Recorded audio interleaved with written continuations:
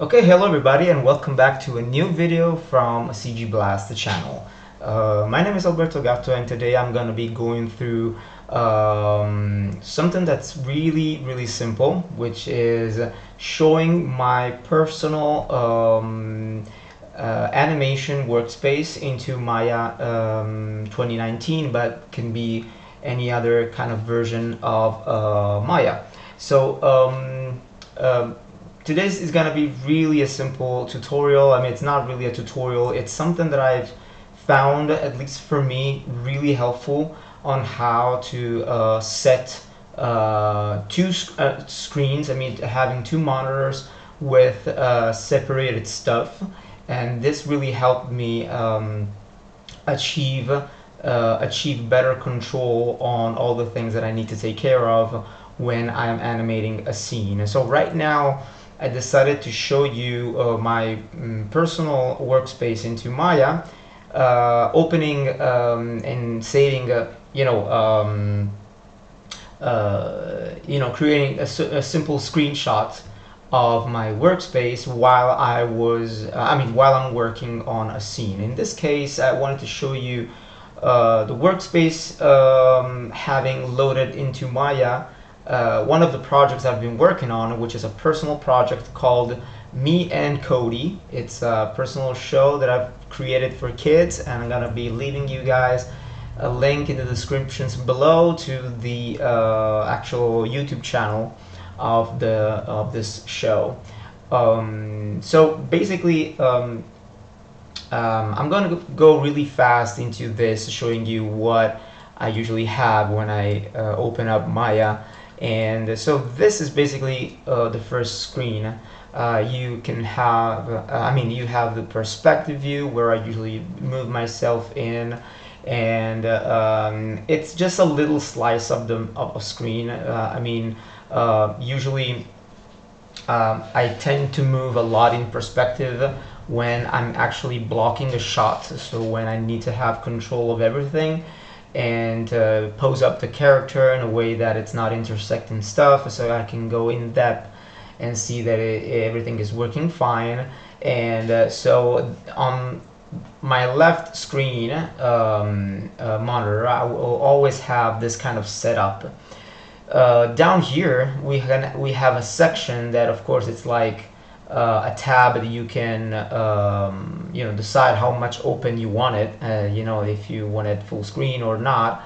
If you want to have just a little bit of it. So this panel here on the bottom is the actual graph editor. This is where all the tangents are showing, and of course this is something that you're going to be using. At least from my point of view, the graph editor is something that you don't necessarily need to use when you're animating. I mean, I've been doing stuff for a long time without even touching the graph editor. According to the kind of animations and projects you're working on, you may find yourself that you never actually use it, because you can just go straight forward and animate it by hand. And sometimes you need to go there and work on details and polish some stuff, and so you want to have the graph editor here open and going tangent after tangent, and try to polish every single tangent, every little bit of what you're working on. So basically, I usually, when I'm blocking my shot, I have all the perspective view full here without having the graph editor open. So it's like down here closed, like a little door that you open only when you want it. And so this is screen left. The monitor on my left. So on the other side, I have all this other section, which is actually my camera. So this is what I see and what the audience will see as camera. And of course, this is one of the frames that I cut from Maya, and this is part of the it's actually a frame of the episode that you're gonna see in the show. And of course, nothing is rendered here. I mean, this is just me, a panel in the background, and we have here Cody, my little dog, which is now in the scale of gray, so it's not, there's no color, there's no shadows, there's no lighting or rendering. And so this is a panel, this is a table in front of him that I'll cut later on in post-production. And so actually that's a little bit hard to tell all the post-production things and all the things that are regarding you know, the actual rendering stuff. So this is this panel here, it's basically what I use for a reference, because in the scene we are actually in front of a table, and so I need to have a reference of what needs to be cut from Cody. So there's a, yeah, so we have it like this is like a table. So yeah, basically this is our camera, so I'm gonna have like a big section just for the camera, and then I can also zoom sometimes and see what I need to see in details, but always animating towards camera, favoring camera. So and so this is the first thing, and then down here we have the Twin Machine. A Twin Machine is a tool that I actually, to be honest, I discovered around year 2016, 2017. So I didn't know about the existence of this tool until I started working on a production for a TV series during that year, and yeah, during that year. And so basically before that I didn't know the existence of this tool, which is actually one of my favorite, because with this tool you can actually favor one pose or another according to what you're doing. If you're creating some breakdowns and in-betweens, you go there and say, okay, let's favor a little bit more the pose on the left, which is the previous one, or the one on the right here, which is of course the next frame, the next keyframe.